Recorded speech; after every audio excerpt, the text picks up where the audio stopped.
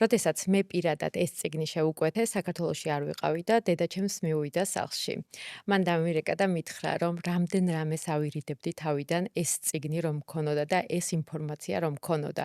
მე გიბოდიშებ შენო. ძალიან ბედნიერი ვიქნებოდი ჩემს მშობლებს, რომ ეს წიგნი ქონოდათ და წაიკითხათ. წიგნის საჭიროებას ყოველთვის გრძნობდი, რაც თვითგანვითარებას მივყავი ხელი, ესე ვთქვათ და მაგრამ ესე კატეგორიულად ჩემი თავის წინაშე დავსვი ეს საკითხი, როდესაც გოგო მეყოლა და დავიწყე დაკვირვება და დანახვა იმისი თუ როგორ განიცდი და წლინახევრის ბავშვი ისეთ რაღაცებს, რასაც ჩვენ ყურადღებას არ ვაქცევთ.